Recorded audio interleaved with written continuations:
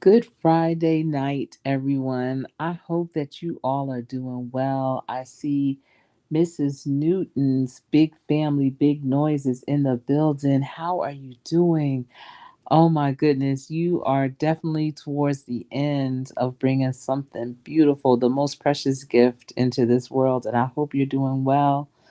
Good evening, Rudy. Thank you. It is 9:07 where you are, but we are Eastern Standard Time over here. So it is 10:07, but it's great to see you. I see Solar is in the building. Welcome in, welcome in. And Miguel Chavez, thank you for tuning in. Hello to you. Yes, Mrs. Newton, big family, big noise. You are about to expand your family even that much more. I know you all are so excited for your beautiful baby to enter this world. And Kiss from Jay is here. Good evening. Great to see you. Great to see you. And thank you all for speaking to everyone. I truly appreciate you all for being here. I just wanted to come on here and just kind of have a little Friday night kickback. I hope you were able to catch the tunes. I know that Mrs. Newton's Big Family, Big Noise tuned in, chimed in early, and was able to just kind of vibe with the music. And that's what I wanted. I was just like, you know what? Sometimes you just need a beat, a nice, soothing, calm beat just to kind of relax you. A lot of people are forgetting how to relax and the importance of relaxing yourself. It is so, so important. And I know that for me, I needed that relaxation. I still do over this weekend. That's what I plan on doing. This week has been so tremendous in so many ways. And so I did also want to reflect on at least five things that I am grateful for, five things that were amazing this week. And I want you to reflect on that too for yourself. Think about the small things, think about the big things that really were impactful, some aha moments, things that you didn't even recognize before and you were like, "Wow, is that what's going on? That's great." Or something new, something that was really just impactful in your life this week. A lot of times, most of the times, people will just live their lives day by day, week by week, and never really stop and think about the things that really are making their lives that much richer. Things that happen in our lives, that's the wealth. And if you don't capture it, if you don't take care of it, if you don't recognize it, if you don't respect it, then you won't find yourself getting more of it. So if you feel like your life is depleted, like there's nothing really going on, that is just flatlined, that, nothing really is happening that's making a wave in your life, that's because the things that were doing that for you, you just let it go by and never really acknowledged it, never stopped to smell the roses. So, starting today on this week, I want you to stop and smell the roses. I want you to appreciate those things, big and small, in your life and really understand, what you have that you need to be grateful for, because that is right. And Mrs. Newton's Big Family, Big Noise is saying life goes too fast. It goes so fast. It really does. And you know, you just never know where those blessings flow. And it doesn't have to be this big bang where it's like, oh, it's a big show and everyone can see it. Sometimes it's only for your eyes. And so you have to recognize it when you do see it, for sure. And definitely, you need to do that. A lot of people, of course, and I recommend it all the time for you to journal those things on a daily basis. But if you don't get a chance to journal, if your life is moving so fast, and I'm sure Mrs. Newton's life is moving so fast right now, with things preparing for the new baby and just preparing for the new life that's coming in, you just may not have that moment. So at least you can verbalize it. And that's another thing that I love about YouTube. You know, you can absolutely use this as your verbal journal. Now, of course, I love the pen and paper, I love the tangible, but this right here is a recorded version too. So even if it's just a short, that's a video idea of you saying what you are grateful for sure. And let's see, Mrs. Newton is saying, I literally looked back the other day and was like, wow, I am so blessed. Yes, you are. Absolutely. Oh my goodness, you really are. And when you can stop, when you can pause, when you can just say, and just reflect, I am really blessed. Things are good. God has really brought you through so much. He brought us all through so many different things. And it's about being grateful for those things that you've overcome. Even if it's a sad moment, you live to see many more days beyond that. Your life has become a testimony for other people. Your strength has been that pillar for your family. Your strength has been that foundation for your family, for yourself, and that's a reflection of God. And that's the blessing that He has given you to be that reflection of Him and His grace and mercy for sure. And Kiss from Jay saying, I'm grateful for being consistent with my workouts this week. Congratulations for waking up each morning and not having to think about how my body will move. I can just do it effortlessly. My loving family and God's love. Yes. And Kiss from Jay, I know that you have a loving family. I see it in your videos. I love it when you go by your aunt's house and see your younger family members, especially your guy cousin. I think you show maybe like a clip from a previous video, and you often kind of like do a quick edit of him and it's him dancing in the video, and I love that. And you could just see the love for the family. I mean, the kitchen is the heart of any home, and the fact that when you walk in and it's showing the kitchen, showing your aunts, your mother in the kitchen cooking, that's love, and that's the heart and the soul of the family of the house. Now, y'all all know, you might know, I'm not a cook, but I do respect the kitchen in that way. And I may not go in it a lot, but I do sit around it quite often. And, that is the heartbeat of the family for sure. Yes, you are so welcome. I know I'm not always allowed in the kitchen. Good things don't always come from me in the kitchen unless I'm making my famous macaroni and cheese. But one thing, and there's several things that I'm so grateful for that I really was able to see it in full effect this week. I'm so grateful for such a strong and dynamic team.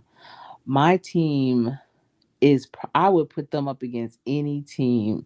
And I'm not talking about an NBA team or an NFL team. I'm talking about my professional team, my work team. They are the cats meow, the dogs bark, the bow to the wow. They are everything. And this week, they all have stepped up to the plate on so many levels and with short notice in some instances. We were so booked up this week with events, speaking engagements, interviews. I mean, we had a little bit of everything going on. And I really do believe that depending on if you are the lead of your team, of your organization, of your business, I really do believe that if you remain calm in all situations, if you remain competent, if you remain capable, and if you just remain steadfast in the things that you do, the rest will follow. The rest will follow suit because I don't know why. I just don't get frazzled with the more things that come upon me. It's not like things don't bend me out of shape. And it's amazing because so many people think, "Oh my goodness, Sherry, you do so much. You do too much. When do you relax? When do you chill?" And they don't realize I relax and chill all the time because I don't extend myself beyond 8 hours a day. I really don't. And It's just that I get a lot in during that time, but I'm so proud and honored to have the team that I have that each and every day are getting stronger. We had overlapping speaking engagements, overlapping with really important meetings, and just just so many moving pieces. We were here, there, and everywhere. We had a van pool. We had to take lifts. We walked to get from point A to point B. It was just a lot going on, and it really, it was just, I don't know, it was just really inspiring that they were just willing to go that extra mile and do it with grace and taking it all in stride and doing well with it, being on panels, presenting in front of groups that they didn't even have an idea of who this group was. We talked in front of military personnel, people who are in special forces for the military, talking to them about career options after they retire from the military. And these servicemen and women are like the cream of the crop, the best of the best. And we just didn't even know what we were walking into. We were invited. I invited some other veterans that I knew. I'm not a veteran, but I know a lot of them. And it was a great event. Speaking to workforce development professionals all over the country that came here for a meeting to learn more about what we're doing here, speaking to business owners and educators and workforce development professionals from the city of Nashville and the Chamber of Nashville. They brought their whole plane full of people with them to Charlotte to figure out how we do what we do, and speaking to them, that was dynamic.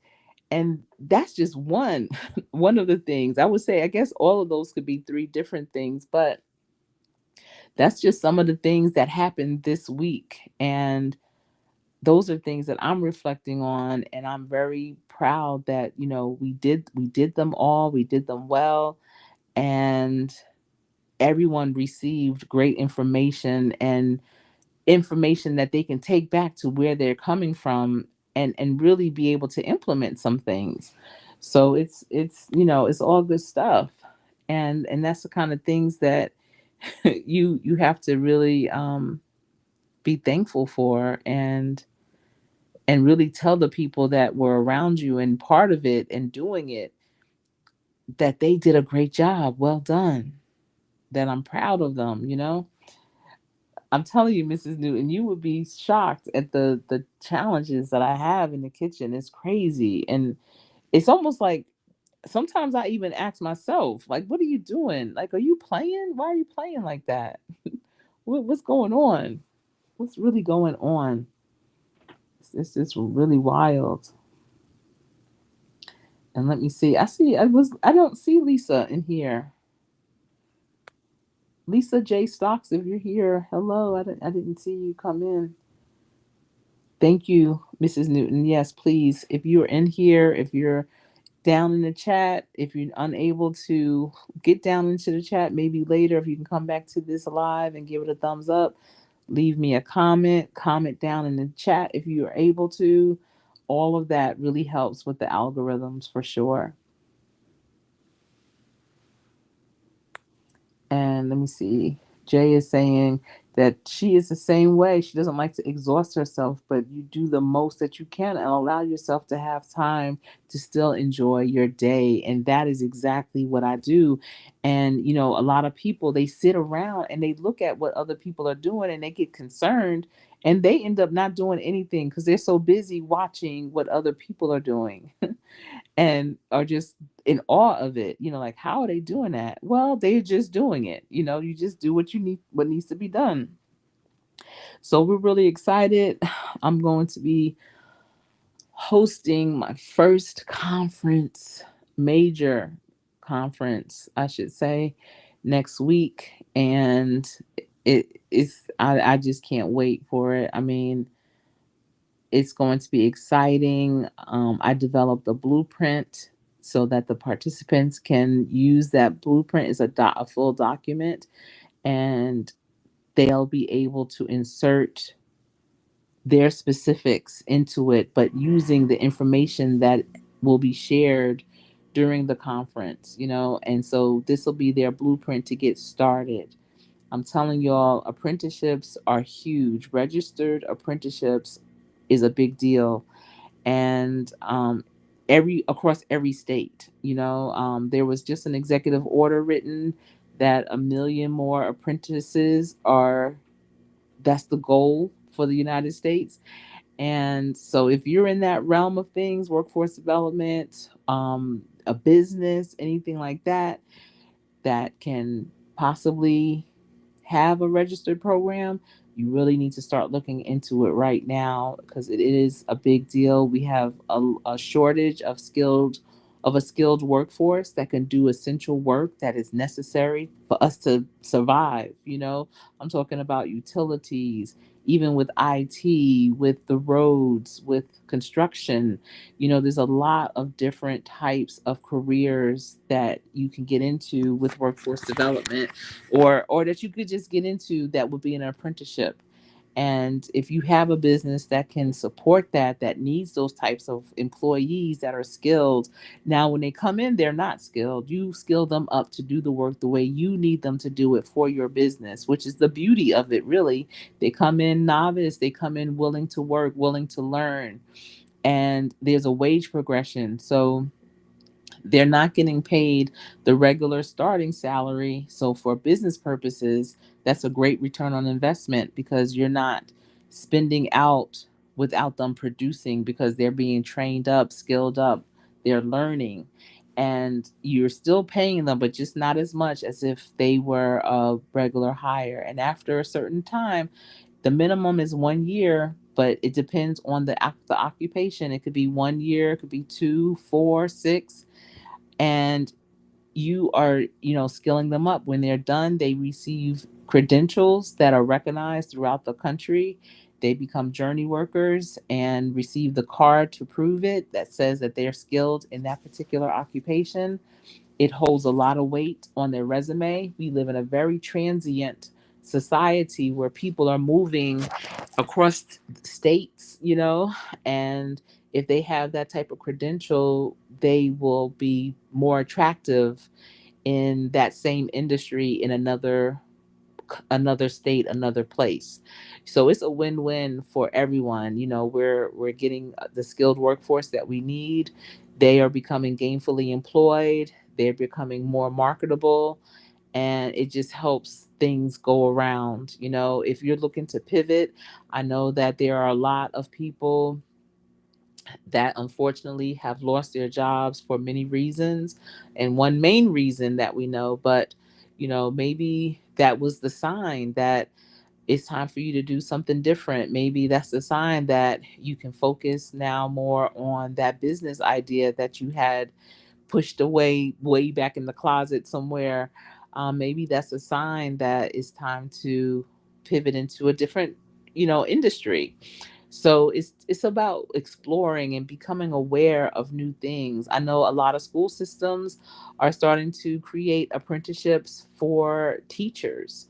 So if you have never taught but you've wanted to teach, I know that might sound weird, but there's a lot of people that really would love to teach, but they did not go to school for that, so they don't really think it's a viable option. However, it can be because if you have certain credentials, you're already a step ahead.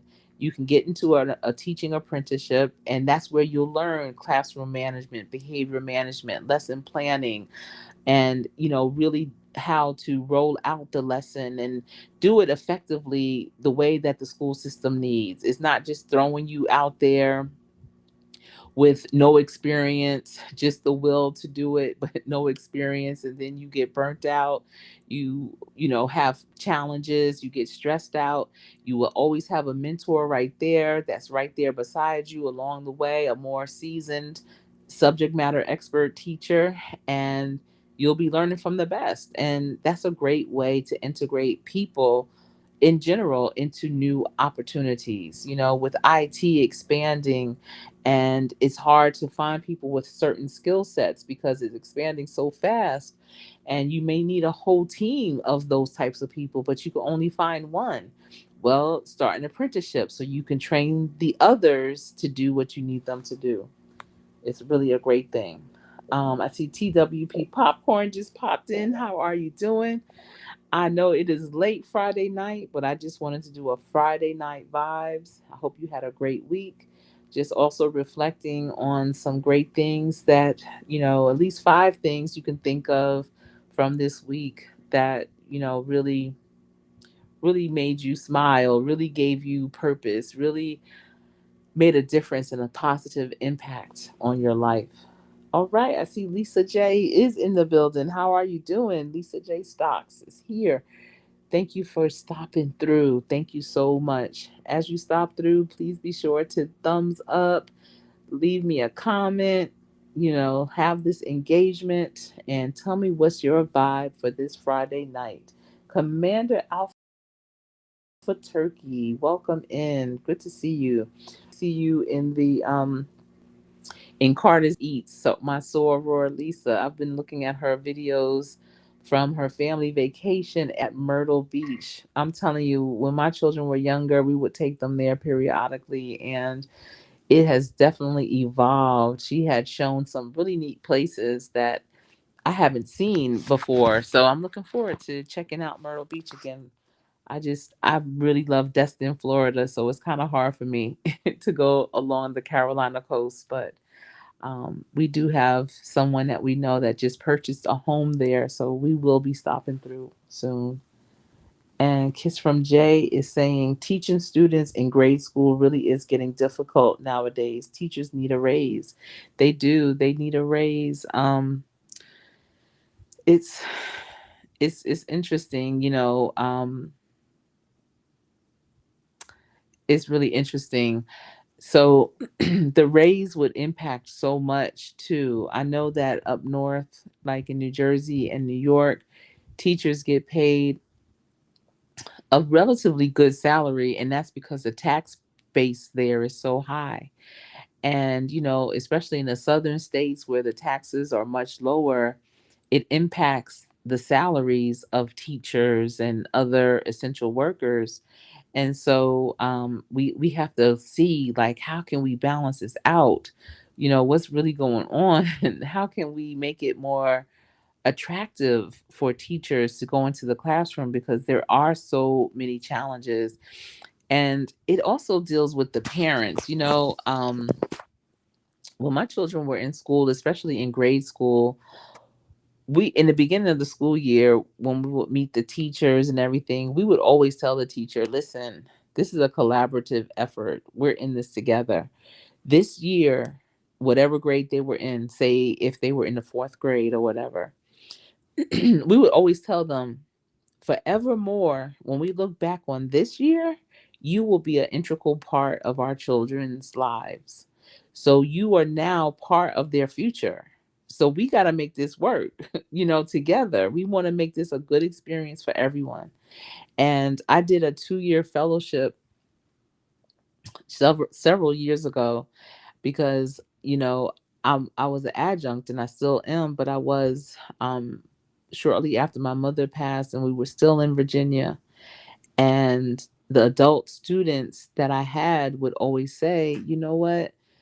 I wish I would have known this, what you're telling us. Because I taught workforce development, continuing education, essential skills, workplace readiness, just all of those things. And it's like, no matter how old the people were in my class, and they ranged from probably 18 to 65, all different types of people, from doctors to wardens in correctional facilities to their first trying to get their first job, just all types of people, all different backgrounds, all different educational levels. And they would always say, if I would have known this when I was younger, my life would have been so different. So I always wondered, well, I wonder if what I'm telling them and teaching them, will it translate into younger people? And so I when we moved back to Charlotte, I got this teaching fellowship. It was a huge situation, a huge opportunity, I should say. And with that, I it was at a Title One middle school, and I was, the head of the like the pre-apprenticeship program for those students. And only 25% of the students read on grade level. The others read on third grade or BR, which is before kindergarten, which is, very challenging because some of those students actually were in English was honors. And you wonder, if you don't read on grade level, you're reading on a third grade level, how are you in English honors? But it was because they were really good. Like some of them, like some of the girls, they were good students, like well behaved, but they couldn't comprehend the things that they were reading. And that was the challenge. If you can't comprehend, you can't do science, you can't do math, it's very challenging because it's about deciphering, the school was very interesting. I remember one day walking to the cafeteria, and I couldn't see out the windows, and I was like, what's going on? Like, why are the windows so dark? And someone said it's because they put bulletproof casing on the windows. And I was like, what? And this area, they actually have done documentaries on it, like on TV. What's it called? Like those like crime documentaries, because they had a gang, and it was a huge gang. Especially, I mean, when I was there, the gang really just subsided a few years before I got there, and they were trying to resurrect it, and they were going to come to the middle school to recruit, and it was going to be a situation. So, a lot of schools will have resource officers, but this school had the police officer, the resource officer, but they also had the dogs. And you don't see the police dogs in the school too, which was crazy. But yeah, so my children were actually the same age as the children I was teaching. So when I would talk to the parents, I would talk to them like, listen, this is Sherry talking to you, like parent to parent. And this is what I would do, because I knew the difference. My kids were in a much better school system, and I knew what they weren't giving them in this school. And so I was equipping the parents to be better advocates for their children as students. Like, this is really, they not doing this right. This is wrong. You need to blah blah blah. And it worked out. And I had complete buy-in from all of my parents, even the most challenging parents, the most challenging students. I had the buy-in from their parents. I would call their parents often. And I remember the first time that I would call the parents, and I had 31 children in my class, and a third of them were boys, which was crazy. I was like, why are y'all giving me all the boys? But I remember at first when I would call the parents would be like, "Oh, what did he do? What's going on? Here we go." Because they were so used to getting bad calls from the parent, I mean from the teachers about their child. And I would be like, "What? No, I'm not calling about anything bad. I'm calling to da da da," because I recognized that was the pattern. They only reached out to the parents when it was bad news or a situation. And I made up in my mind, I can handle the bad that goes in, unless it's physical. I'm not doing anything physical in terms of fights and stuff. But, most of the things that went on, I could handle it in school. So I would always look for the good things that the students were doing. I would always look for, you know, maybe they read a passage and was able to reiterate it in their own words, or if they um if I had them go out to do something and they came back in a timely way. Anything I could think of that they did well. They worked in a group, they did a collaboration, they stood up in front of the classroom and explained something. anything I can think of, I would always write the good stuff down. I never wrote the bad stuff down. So when I would call their parent, I would always talk about what they did good. So I would be like, no, I'm calling you to let you know that they did a good job with the last homework assignment, or something to that effect. And then when I would put on the event, because I would have businesses come in twice a week to teach them something. Like, I had engineers coming in to teach them how to build catapults. I had college students coming in to teach them how to create an app. I had, you know, I had bankers coming in teaching them how to do stocks. I had other business owners coming in teaching them how to open their own business, and they did these things hands on, like for real. And then at the end of that semester, or that half of the year, we would do a whole presentation. It'd be like 400 people would come to it to see them present the things that they learned from the people in the business. And when you have that type of collaboration, even as a teacher, even if you're not really getting paid that much, but you can see the end result, you can see the benefits of what you just did, that pays off in dividends too. It's like anything. You know how much the salary is going to be, but like you're saying, Jay, it's so hard because of the behaviors and the lack of support, the lack of resources. But if you do stuff in a more collaborative way, and you can see, like, wow, this child is going to go on to a great career, this child is going to go on to school or the military or whatever, they're going to go on to something beyond school, and I'm part of that process for them, I'm part of their journey. That pays off in dividends. And also, if I was a teacher, because this is another thing we would do, you know if my child is in fourth grade, before the end of that year, I'm looking at the fifth grade teachers, and I'm going to those fifth grade teachers to see who can tutor my child in the summertime, because I want my child to start off in fifth grade feeling real confident, because they've already been learning, like, the first month of school, what they're going to go over, or they're being refreshed about it. And we could meet at the library, we can meet at our home, whatever. And we literally would do that, my husband and I. We would hire the teacher, the grade up from our children, whatever grade they were in, to tutor our children in the summer. And that's extra money. So there's a lot of ways that a teacher also can get extra money. They can't just rely on that salary. That's like with most people. I'm a proponent for multiple streams of income. So if you love teaching, don't let it burn you out, and then now you don't have the money. Try and find out what other streams of income could come with that. you know um Maybe even having some parenting communication classes, just looking for different ways to use your skills, and be more of a benefit, I think, in the meantime, until we can figure out how to pay teachers more money, for sure. And Commander Alpha Turkey is saying teachers need backup and a raise and better conditions. And it's just like any place.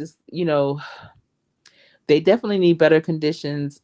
And I think the school system needs to provide them with,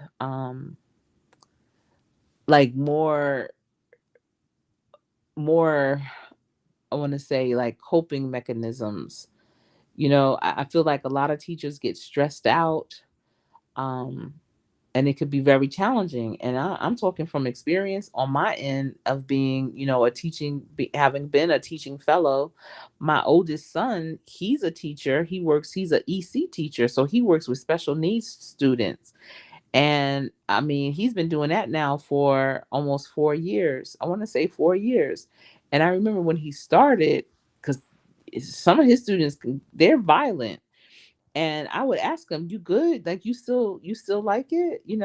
But that's the thing. It's like your mind really has to be right and in the right place, because as challenging as his classes are every year, all day, every day, he always sees the good in those students. So the worst students, he'll say, I'm like, "How is it?" He'll be like, "But mom, they did that, but that kid is really smart. he's really a good kid. Like he understands that a lot of times kids can't help it, and with special needs kids he realized they can't always help it, but he sees their potential, and that's what he teaches, their potential. He understands there's going to be those moments that they have, when they have their moments, they just have their moments, and he tries to minimize them as those moments as much as possible, but they have so many different triggers.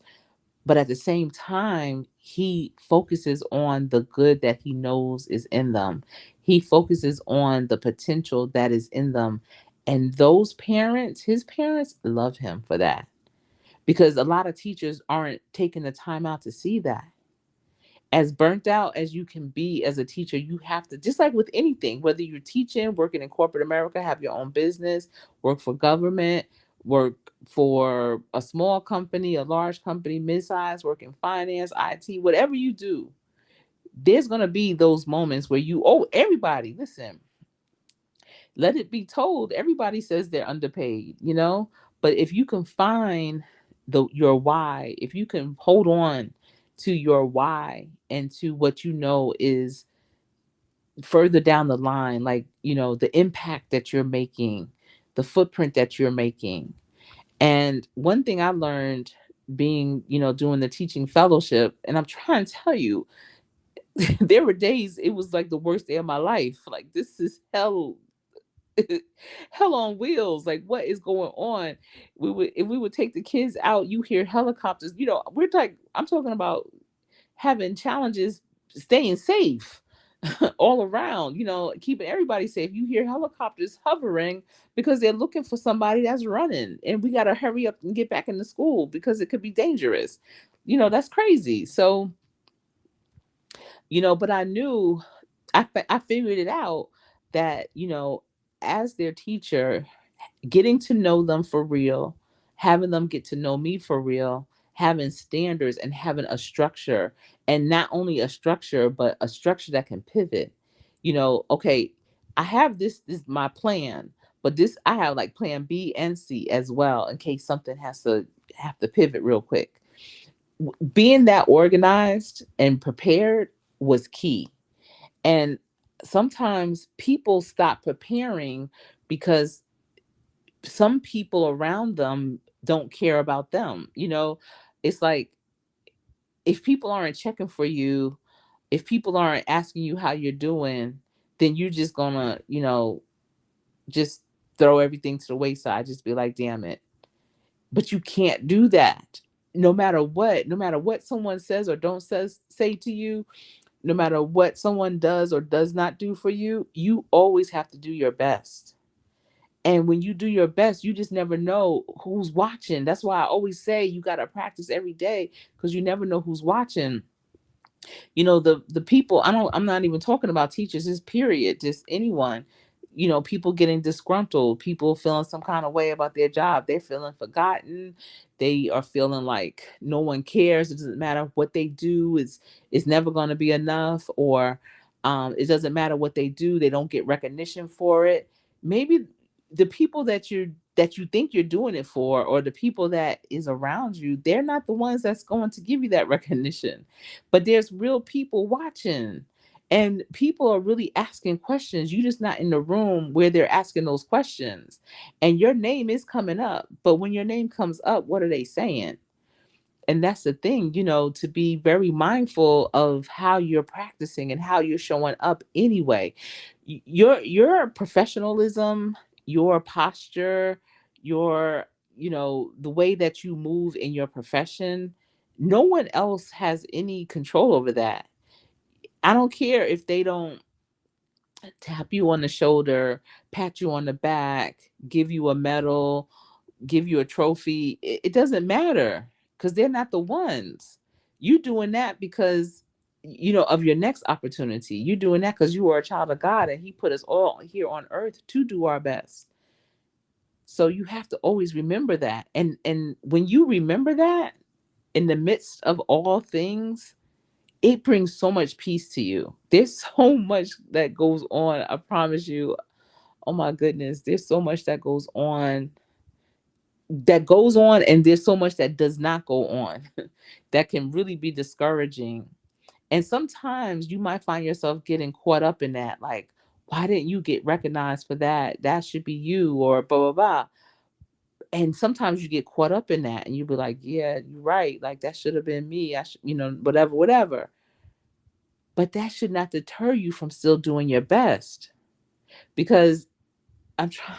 Mm, I've seen so many people propel further than that position that that they were really vying for, the position that they were always, told they couldn't do, the position that they always were saying, were told that they weren't qualified for, they didn't have enough experience, enough credentials, that they weren't ready for it.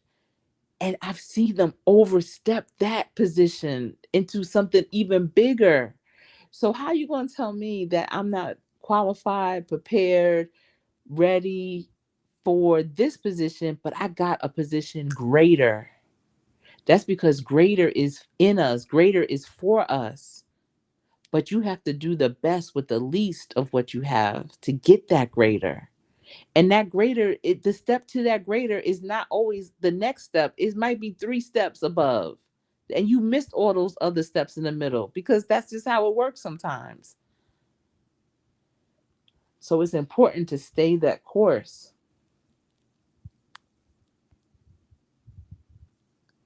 How do I feel about the cameras in the classroom? That's a great question. I feel like if you're doing the right thing, then it's okay to have the cameras in the classroom. Because let me tell you,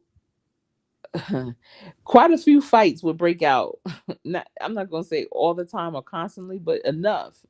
And I'm talking about some serious, them eighth graders, they get it in. They like little grown people.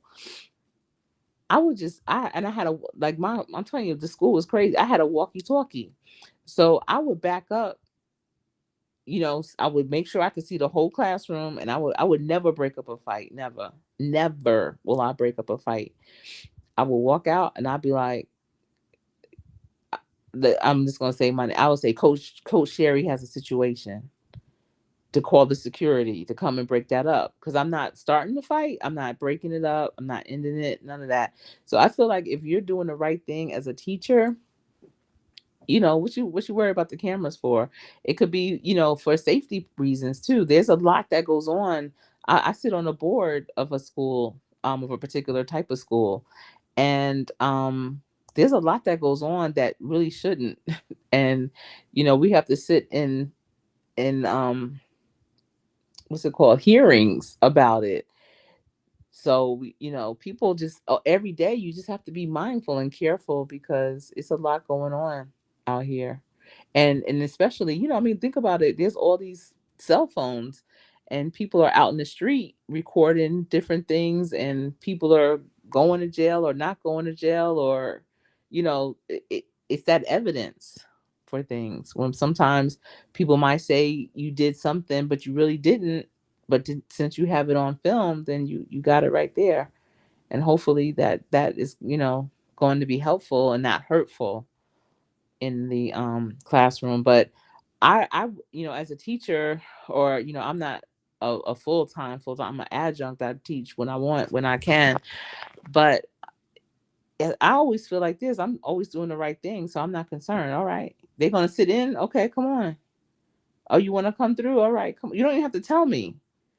And I actually, in my fellowship, I would tell them. I told the director, just come. Because what happens is, a lot of times, and y'all know this, it could be corporate, it could be whatever. If you know the CEO is coming, if you know the CFO is coming, the COO is coming, if you know anybody with a higher level, whatever is coming, people will straighten up, get up, clean up, put up, whatever. And then they know the time too, so they know, okay, they coming at 10, so everybody at 10 o'clock, make sure your lesson is up, your this is that, you at your desk, you doing this or whatever. I'd be damned. Any business I have, I'm going whenever I want to, and people know that I'm walking in. That's how you see the true story. That's how you see, that's why you always, if you on the other side, the receiving side of it, like that employee or whatever, you just always have to be ready. You always have to know that, you're doing the right thing, and just be ready. And that's just how I roll. I mean, what you catching me out? What am I doing or not doing? What's going on? And what are they doing or not doing? And I would always say, just come. Stop announcing your arrival. Stop telling us what day you coming. Just come, because I'm telling you, you need to catch some of these things. And it's almost like they were scared. Oh no, Sherry, we it's better if we just let them know. Why? If you want to see the true story, if you're really here to observe, I need you to really observe. Because what happens is, a lot of times, the when you're observing, that's when everybody's on their best behavior. Everybody's doing it. They got a book open, might be upside down, but it's open.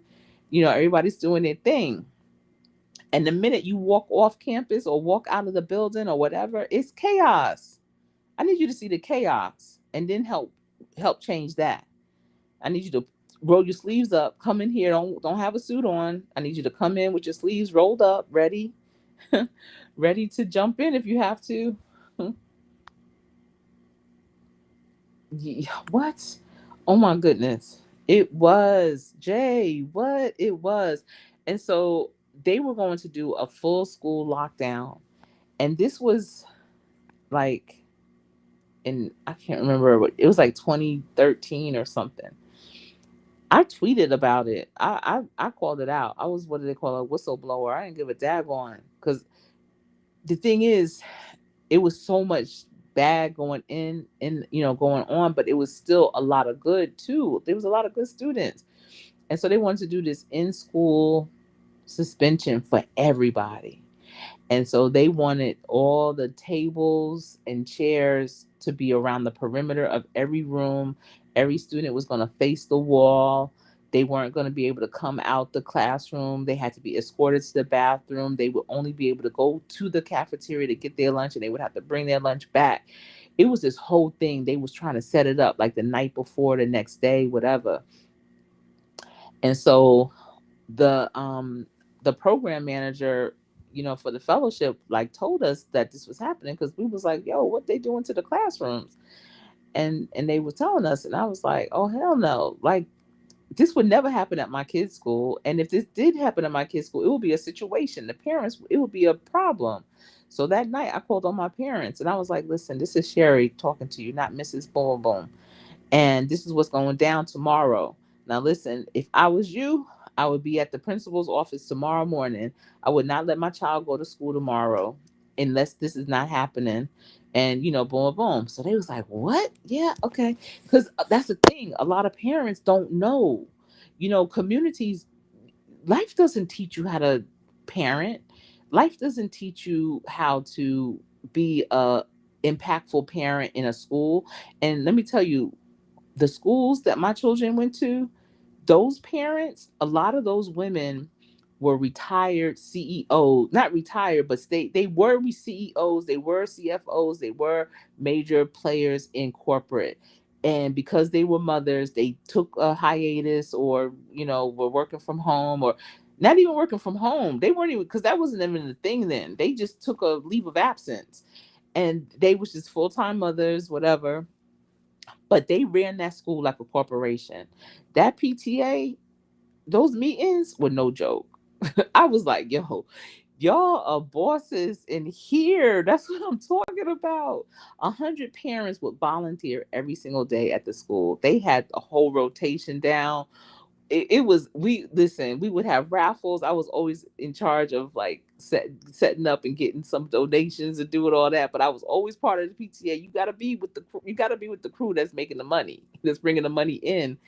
And so I learned a lot, about being an active parent in school. That's not taught. You either have to see it or be told it, and no one's talking about it, especially in our community. And so that's why when I'm saying my kids were like the same age as those kids. So I'm telling them, this is how it would roll if this was in my school. I'm telling you. And so the next day, all my parents came. I had 31 students. I had 31 parents come. They shut that whole thing down. It was crazy. The news was there because I tweeted it the night before too. And so the news reached out to me. They was like, you know, what? Who? How do you know this? And I wouldn't let them know that, like I was a fellow in the school. I was just like, I just know. Don't worry about how I know. I just know. And so when I tell you they were scrambling that morning trying to get those classrooms reset up and everything, that lockdown did not happen. That in school suspension or whatever, it did not happen. And those parents were so thankful. And that's how it is. Each one teach one. If you know better, you have to do better.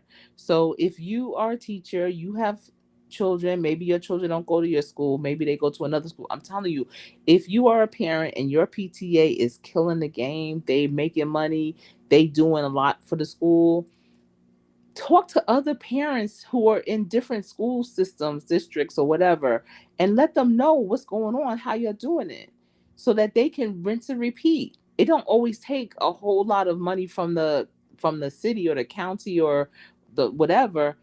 Sometimes it's the parents. I'm telling you, in my kids' schools, it was the parents, it was the grandparents. Sometimes grandparents had to hook up. They worked for organizations or whatever that had math programs, and they was just like, oh, we want to donate this whole math system on how to teach math through technology better. I mean, it was, listen, that's what you have to do, and don't be afraid as a parent to join those. I had so many parents, I would tell them, like, they were my girls, like, come on, let's go to this meeting.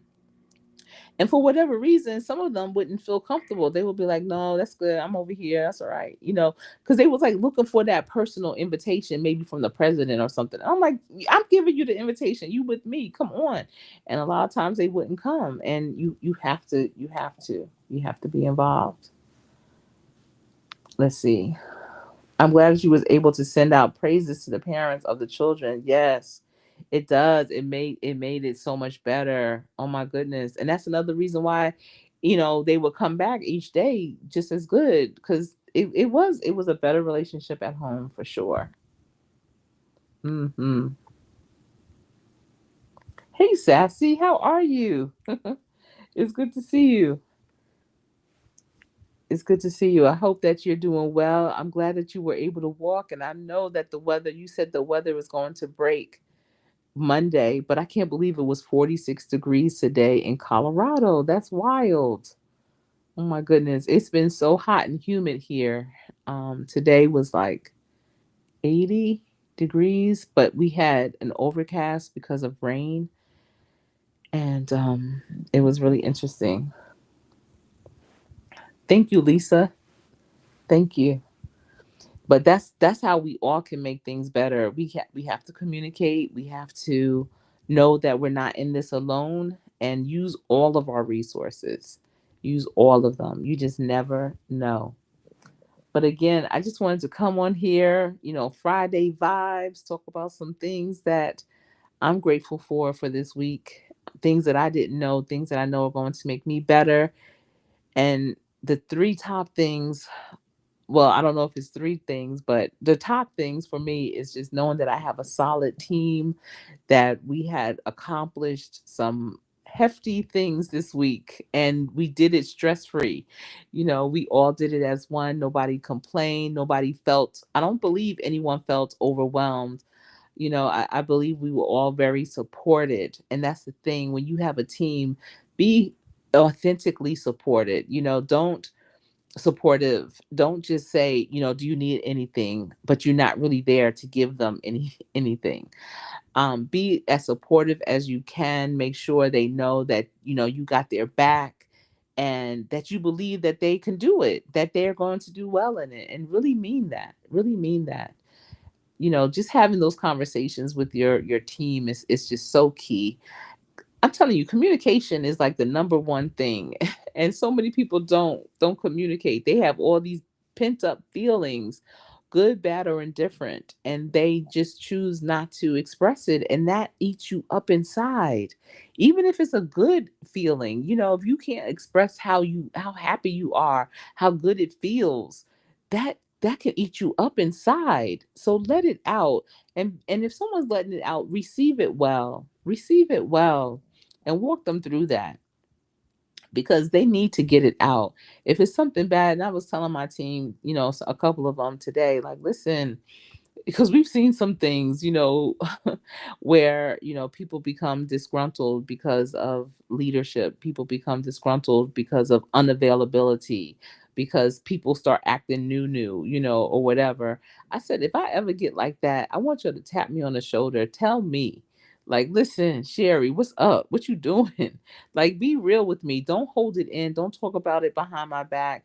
Let's bring it out on the table because sometimes, you never know, things could happen and you can lose sight. And and I never want to be that. I know I'm 55, but losing sight can still happen. So definitely want to make sure that you stay consistent and authentic, for sure. Frugal mom is in the building too. Let me see. Yes, wellness with frugal mama. Hello to you. How are you doing? You know what? I was thinking about you. I hope your hip is doing better. And I'm glad that you were still able to, work out through it as well. So I hope that everything's going well with you. Thank you, everyone, for speaking. Oh, yeah, Sassy. It's been 80 here for the past couple of weeks, it's been really warm. I believe that our spring is here. It's just that we've been getting rain or threats of rain for sure. Um, This week we got a lot of rain. Last weekend we didn't get any rain, but they say April showers brings May flowers.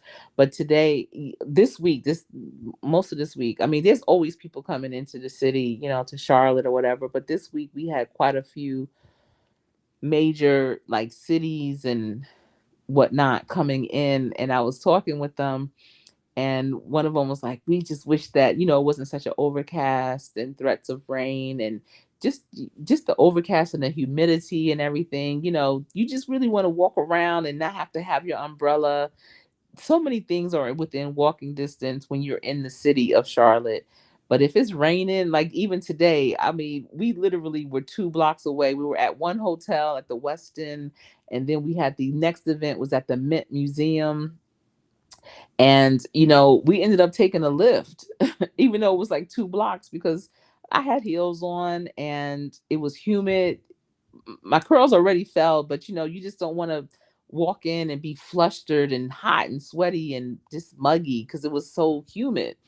Y'all, the Mint Museum is so beautiful in Charlotte. I did take a few shorts, but we had presentations there because again, the city of Nashville and Nashville Chamber of Commerce was here.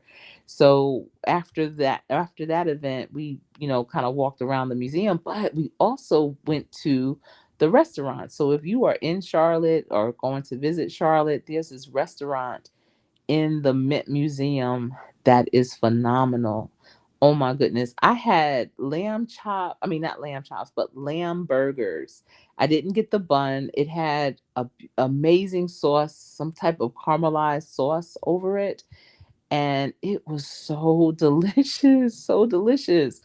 It's amazing what people can do, but it was a beautiful the ambiance was beautiful, a great view of the uptown area. I mean, Charlotte is a truly beautiful city, and like I said earlier, a lot of other major cities are coming here just to see how we do what we do, regarding workforce development, regarding business, economic development, transportation, just a lot of things. They are so curious about our safety, just everything. And I'm here for it, and I'm glad to be part of those conversations and presentations, education even, I had mentioned our tuition prepayment program. And so it's a lot of great things going on, and it's a good time if you're innovative, if you're creative, if you want to be part of what they're now calling an experiment of how can we be the best. This is this time right here, it only comes around once in a lifetime, to be part of something cutting edge, something new. Charlotte is an old new city, And so it's old because of course it's old. It's an old city, but it's new because it's a lot of new things going on. Over, it's like I think they said 120 moving here every day from all over, and they're bringing their new ideas because this is a city that's open to receive them. If you want to start a business, if you, I mean, there's so many places. There's a lot of innovative labs that are being, put up, and a medical school that's just about to be open. I'm trying to tell you, it's pretty dope. Hmm.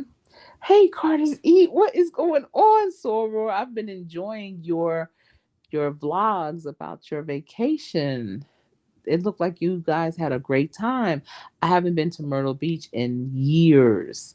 And I'm talking about years, since before my mother even was diagnosed with ALS. That's where we would go oftentimes with my parents. But my it's it, one of my dear friends, her daughter bought a house in Myrtle Beach, her and her husband. And my daughter, Sharice, that's a realtor, she helped them with that transition, or that transaction. And so I know we're going to be going to Myrtle Beach probably in the next, I don't know, a couple of months or so to visit. And you took us to some great places, and I haven't seen them. I'm like, Myrtle Beach is stepping up. What's going on? That's a good thing, though. That's good. I'm telling you, I'm sorry my voice is kind of groggy because I just talked so much this week, and I probably need to rest my voice. I really do.